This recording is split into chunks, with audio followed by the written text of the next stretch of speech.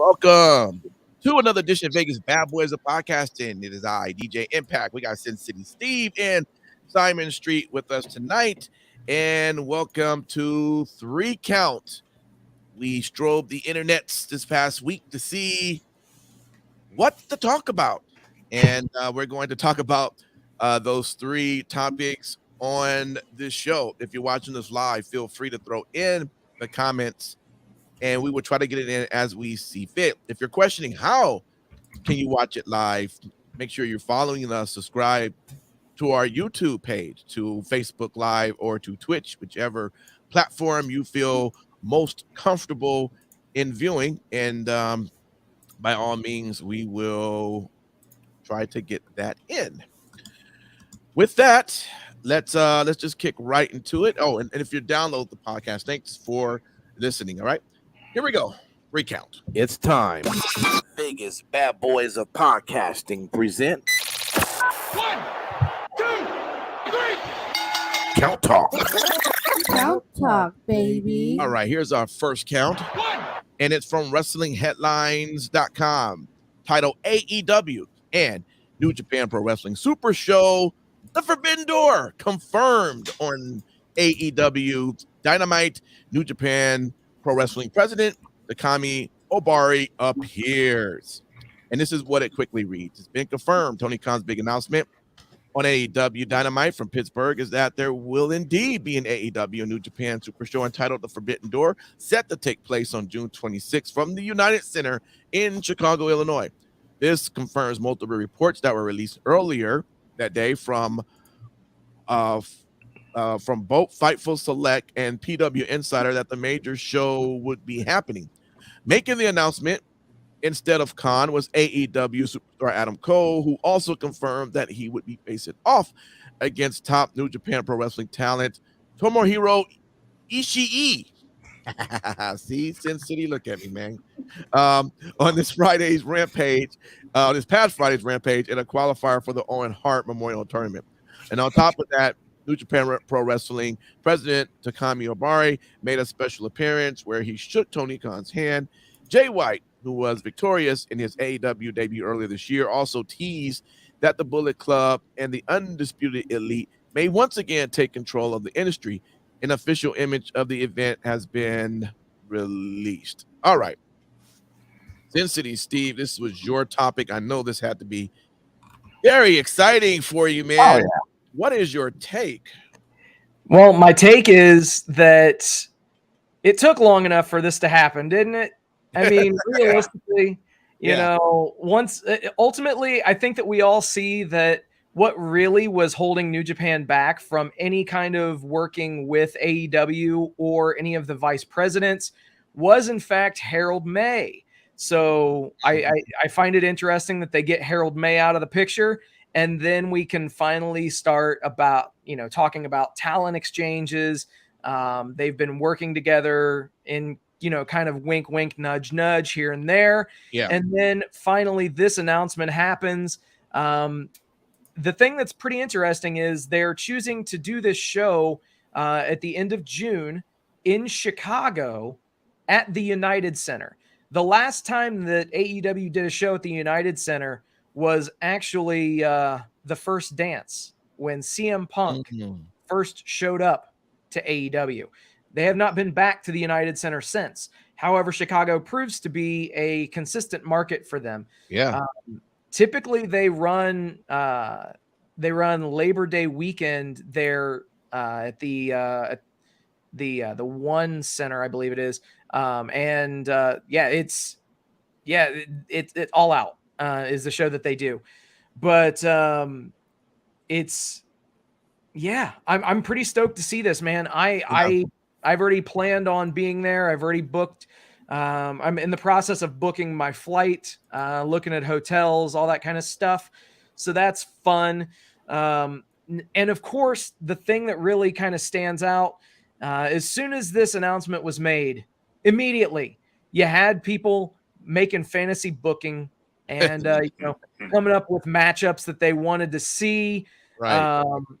So I think it's pretty solid, man.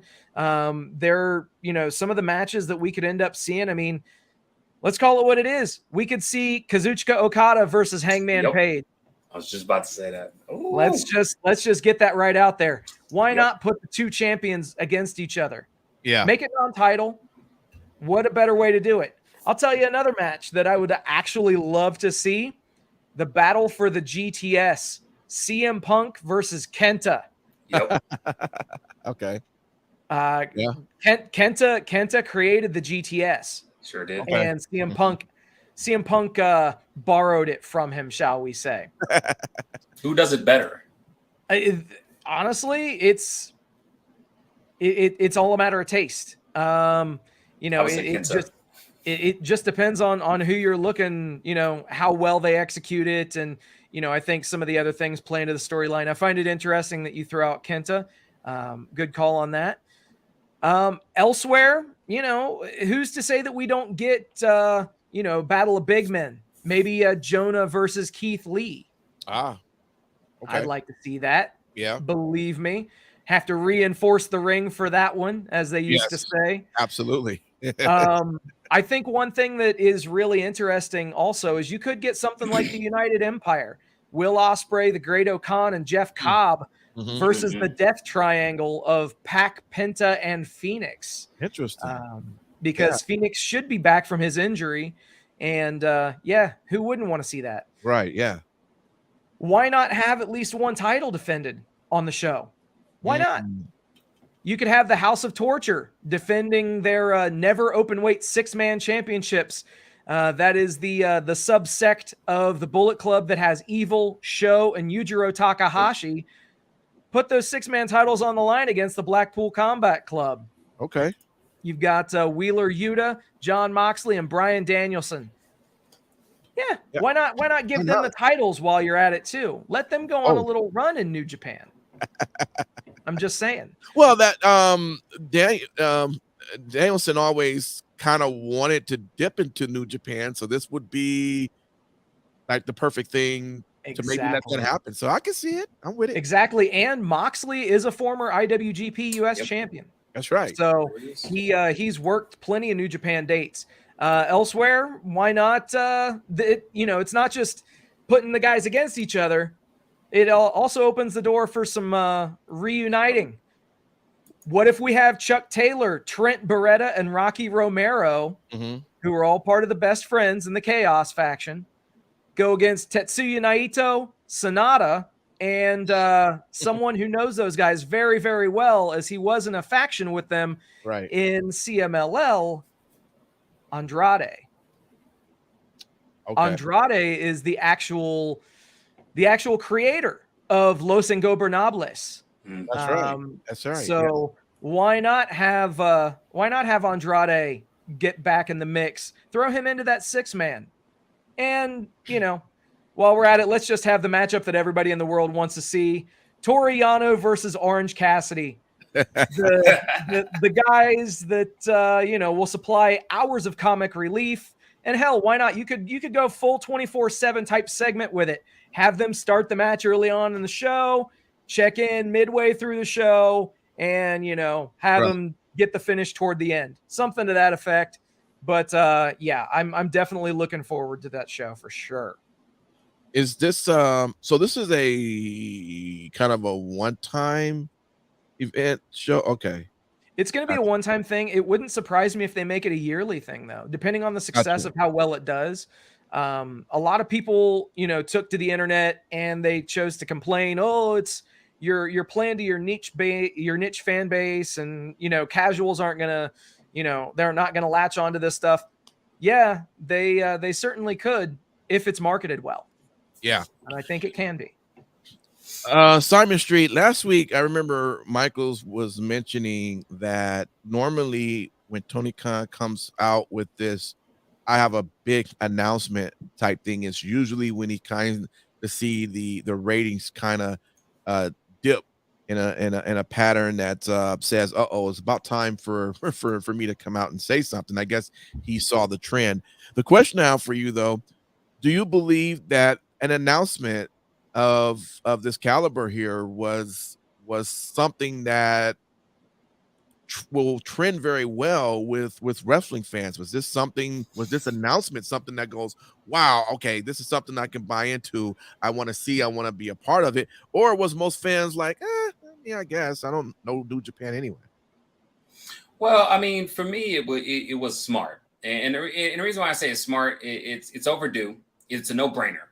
I mean, if you look at what AEW has done, literally in the past year, many of the people that's on, this roster you've already seen on the show. Mm-hmm. So, I mean, that first and foremost. So it already proves that it can be done, but it also opens the pool that much more and expands the world even more. So that way, it does cater very well to casuals. So a lot of people who are casual watchers that maybe know some names that are, with New Japan Pro now do get more of an opportunity to kind of see it here stateside mostly. So it's mostly, to what I'm seeing, is more catered toward expanding New Japan brand. I know that they've tried this before, and not that it's been unsuccessful. It's just something that maybe wasn't as broader publicized as it could be. It does kind of cater into the niche, but I think that AEW, if they can do it very well, they can do this. But I think they're going to have to duplicate this yearly.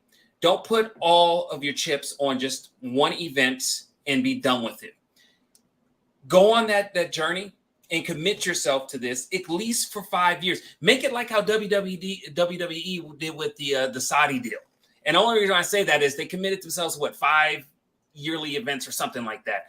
Do that with this. I think that AEW can yet again capitalize on what they have been able to be successful in, having their own niche, which is starting to grow even among the diehard WWE fans and casuals alike. They're starting to take notice that AEW is being smart, thinking outside the box.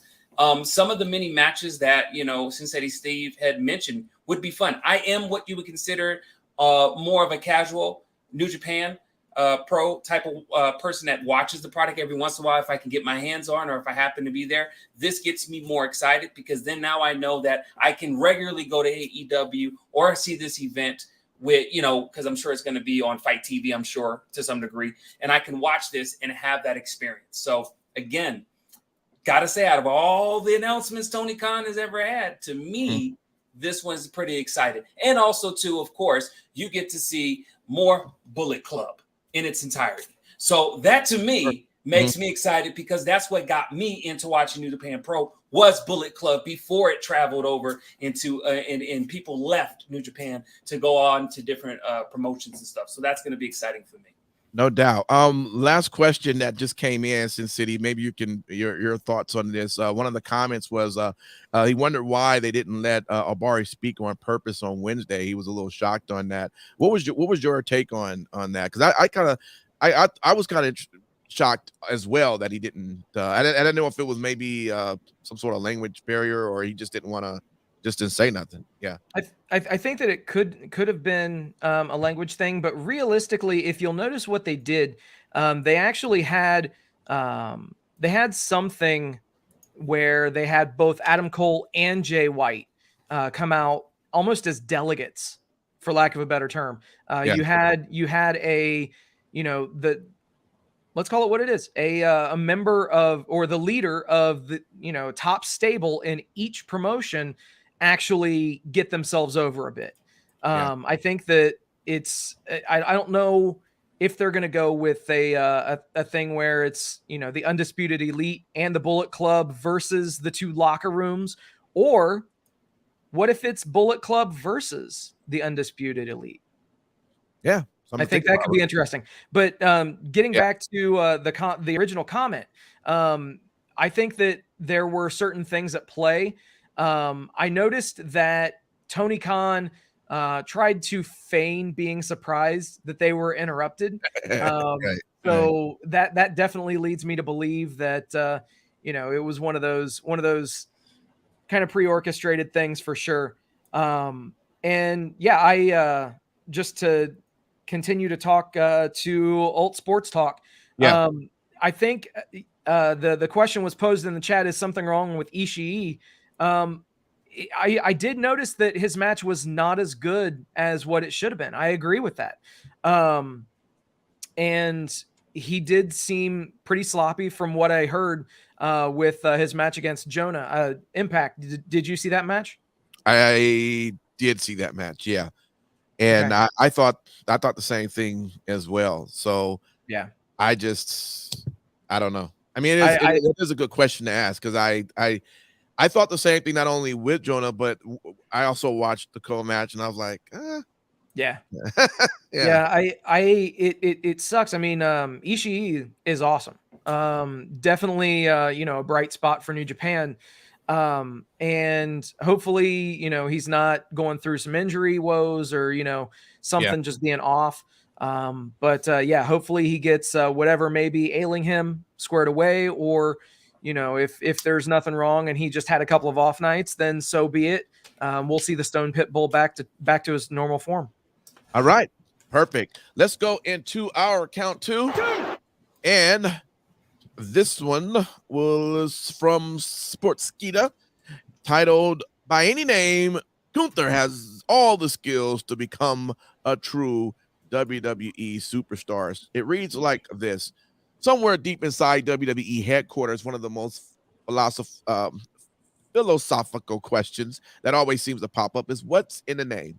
And for WWE, it must mean everything because they have been doing a lot of switch-ups lately with their NXT call-ups.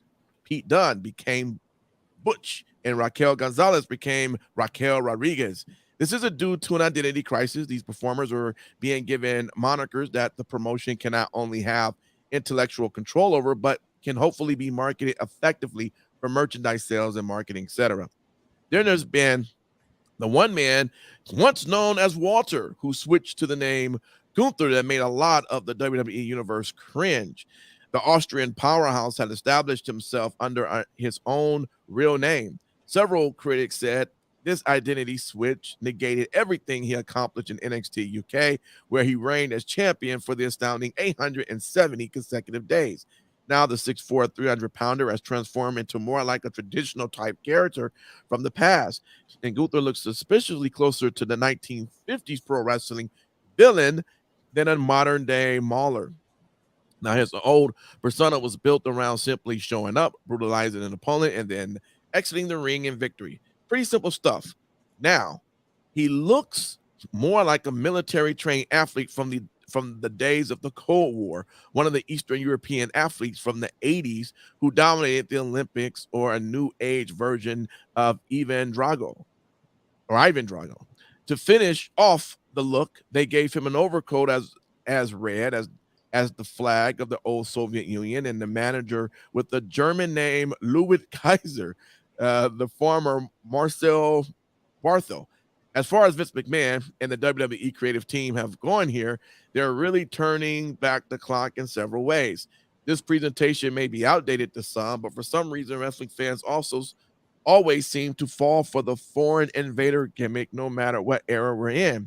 It's probably because of some level of patriotism or just a natural urge to want to pound anyone who doesn't embrace the good old red, white, and blue. But at the end of the day, it won't matter what WWE calls him. Gunther has all the tools to be a huge star under any identity. His greatness lies in his simplicity. One thing that hasn't changed is his hard striking, powerful ring style. He's also somewhat of a throwback in the area as well. He somewhat resembles Killer Kowalski in the ring, stalking his opponent and cornering them with his huge frame, only to simply chop them down with his massive hands. His sheer brute force has captured the imagination of fans, and in the era where everyone is doing standing moonsaults and corkscrew planches, the ring general does just what the word fight implies. He just beats the crap out of someone with slaps, slams, and suplexes. He does it rather well. So despite giving a new name and a fresh coat of paint, the guy underneath is still the Walter we once knew. He's still going with what brought him to the dance. At 34 years of age, he is still going to improve as he faces better performance in the main roster. But for now, WWE has been feeding him preliminary competition for him to light up.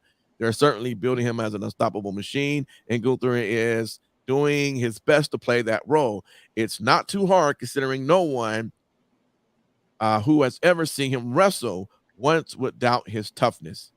So you can call him anything. Gunther's talent hasn't changed and it continues to grow every day. Given time on SmackDown and a couple of really strong feuds, we may see the superstar and a Universal Championship mix sooner than any of us have expected. He's that good, and he's clearly got the WWE machine behind him.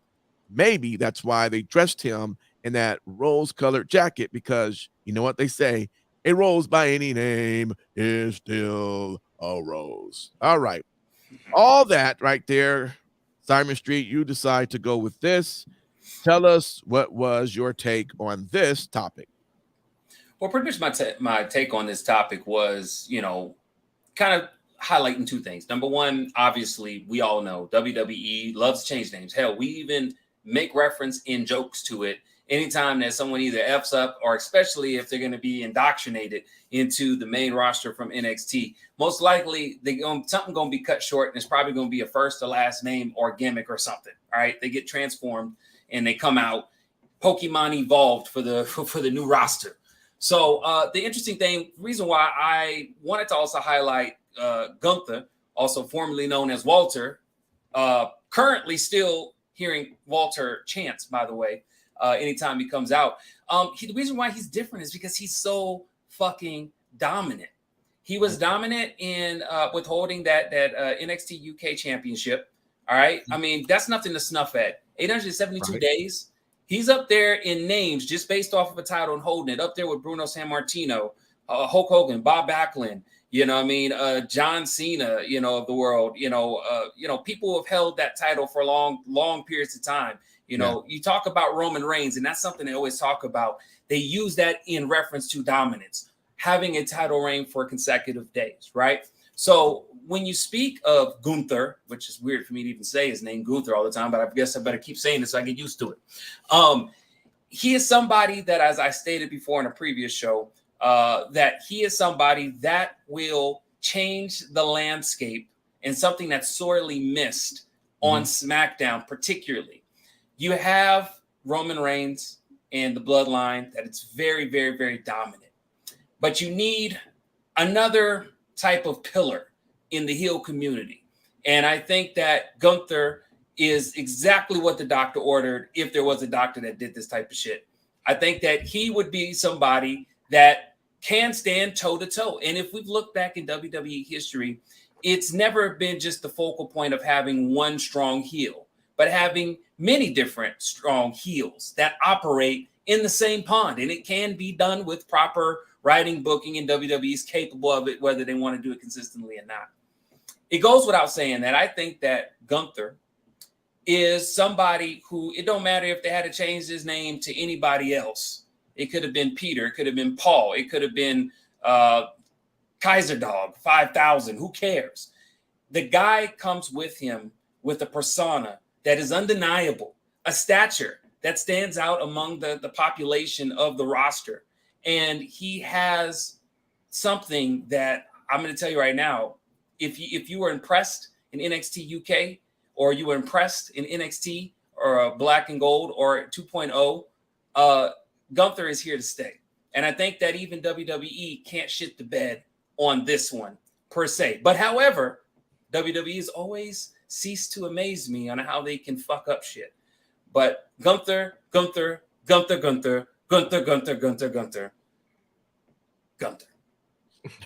Okay. Sin City. Walter was working. And was working fine. And that's okay. People will always, that sometimes they reinvent themselves and maybe change a name. But this was just a complete sort of 180 in many ways. Why do you think the change? And do you believe that it's working at all? So the thing is, obviously, WWE want to own the IP. They want to own the intellectual property, everything to do with him in a red coat as opposed to a black coat. They changed his theme music to something that was not what it once was. Right. They changed his name, obviously. So again, they want to own every single facet of this specific character. And that's that's kind of what we're going to be seeing going forward. No longer will we see. I think the final exception to this new rule will be Gable Stevenson, excuse me. But no more will we see people like Randy Orton or anybody like that actually comes in and uses their shoot name. WWE wants to be able to market it. They want to be able to trademark it, patent it, use it, and use it until the end of time. But that's kind of the way it used to be, right? I mean, there was a time where everyone had different names. They didn't never go by. And then WWE eventually started using real names that came out of nowhere. Yeah, it's definitely not a new thing. It's something that, that Vince has always done for that reason specifically, is so that they can own the IP. Things changed a little bit once there was the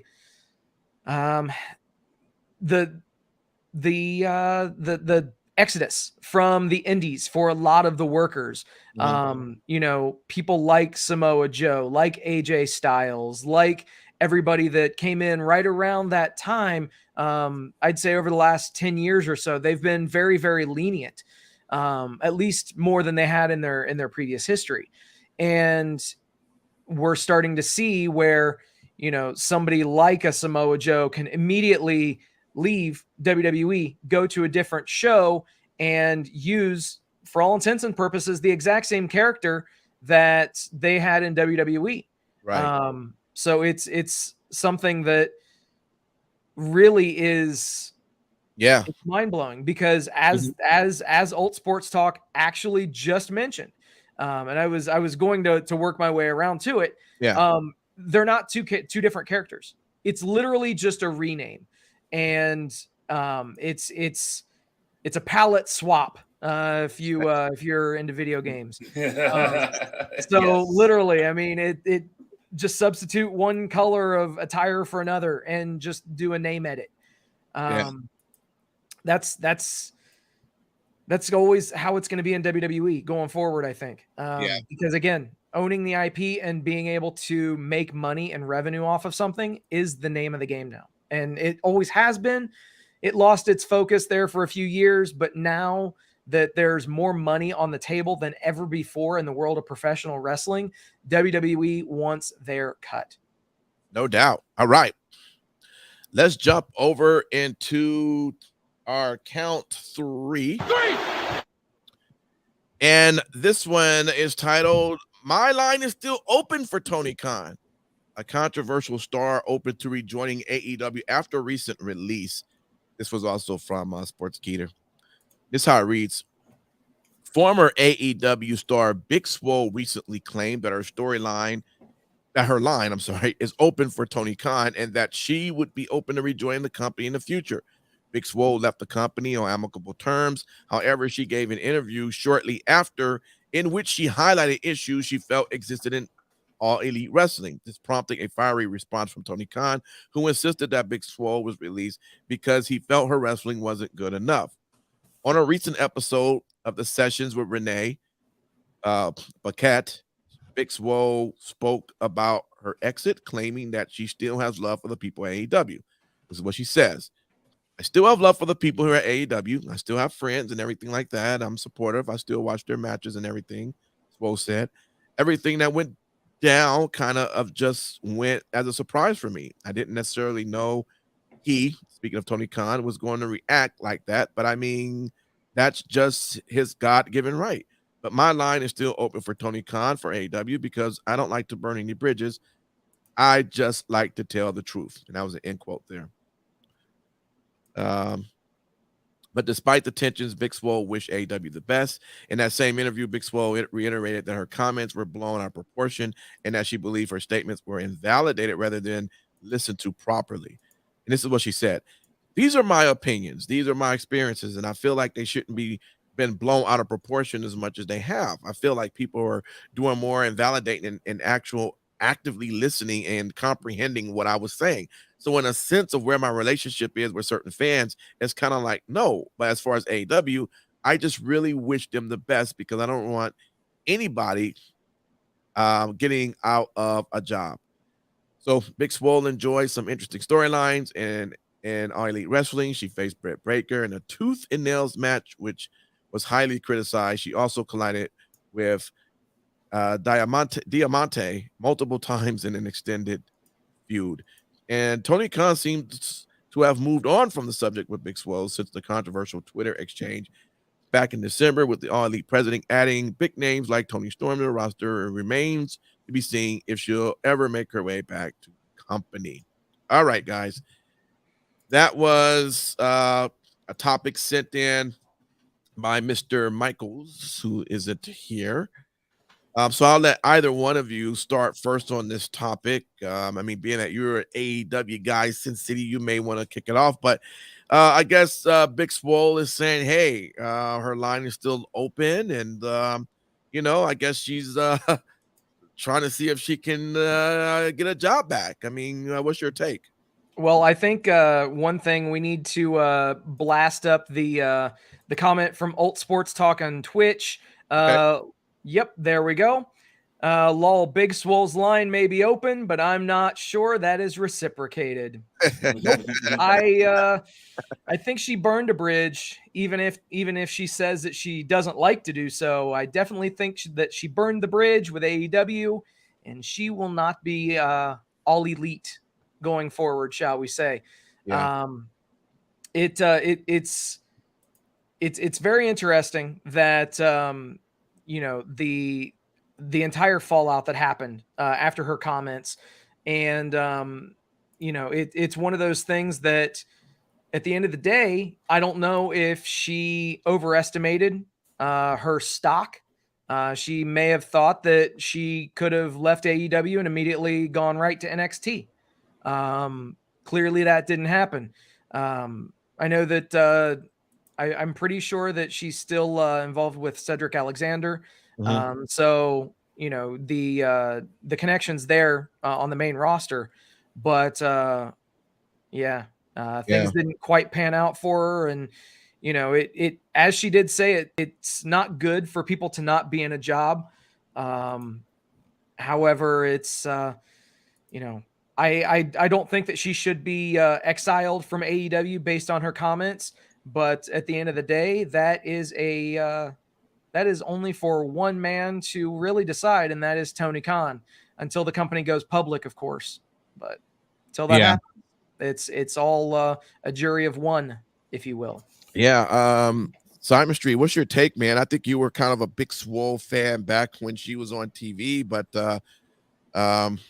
what do you think about this in terms of her saying, hey, my line is still open? And what I said was taken out of context. What I said should be respected, but it shouldn't be taken out of context to make it something bigger than it should. I mean, I don't know. Does she have a point there, or what she said was just simply out of line? I mean, what's your take on this whole thing? Well, I definitely was a fan of her potential when she was on AEW in the beginnings. Even got a chance to watch some of her matches that was on AEW Dark, for what they were. She had some potential. But, as was stated by both yourself and Sin City Steve, a bridge definitely has been burnt. And a lot of that goes with the old saying, it's not what you say, it's how you say it. And sometimes that can speak louder than anything. Now, the one thing I can say is, anything can happen. But you also have to look at what kind of a draw did she have? Because just because you got all the potential in the world, you didn't even meet the opportunity to have a draw with the AEW fans, who is as far as I'm concerned, are probably more reasonable than probably WWE fans. You see what I'm saying? So, for her to come back, what does that look like? To what capacity are you going to do? Now, I can be honest with you. If you want to put something on the table for yourself and drum it up, I mean, I don't know what Cedric Alexander's contract is. I know he's still with WWE, but if it ever gets done, maybe you could present, hey, y'all got a little power couple over there to heel. How about me and my man be a couple? I don't know. At the end of the day, she's going to have to do something other than say, I'm sorry, or say my lines open up. Groveling may not be in order, but just coming out saying, look, the comments that I said, were not right. I'm sorry if it has offended anybody. And I would like to move forward in any capacity possible, put some time on it and wait. Kind of saying my line is still open kind of doesn't even make it seem like you're trying to be, accountable to any extent. You see what I'm saying? You got to try to come correct if you're going to say you're sorry. My whole thing is I don't say sorry unless I can say it 120%. If I don't say sorry, it's because I ain't there yet. One day I'll be there and it'll be 100. I'm sorry, I was wrong. No need for any extra dialogue. And that's what she needs to do. Take what she take. And hopefully Uncle Khan will say you have been forgiven. And you can start tomorrow on AEW Dark for 7 to 8 months. And then we'll talk then. Okay. Boom. That's what's up. That is our 3 count for the show. First off, I just want to say thank everyone for hanging out with us. And we enjoy doing this. We have a lot of fun. And we always are happy when anyone come and hang out with us. So our comments was moving tonight. And we thank you for participating. This show is not about us, man. It's about all of us, right? Let's be a part of it. Throw your comments in. We don't have a problem with putting it in. And thank you much. So with that, we have some final thoughts just for the week. I'm gonna kick it off first with how about you, Simon Street? What do you want to tell the good people out there? Well, I definitely want to tell everybody, continue to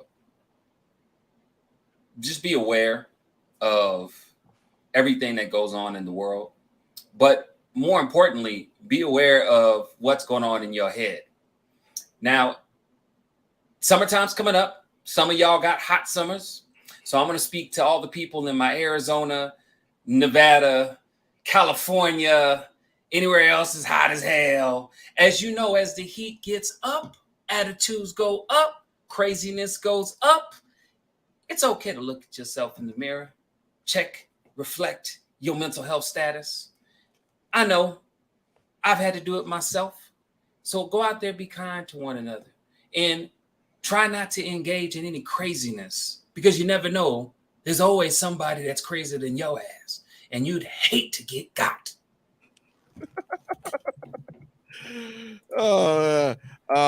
Ultra Sports Talk, that's what we're trying to figure out as well.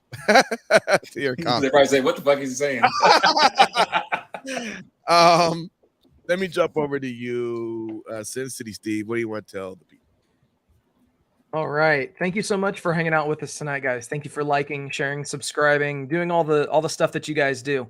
As we mentioned, we do the show for you guys. So we definitely appreciate each and every single one of you. Thank you.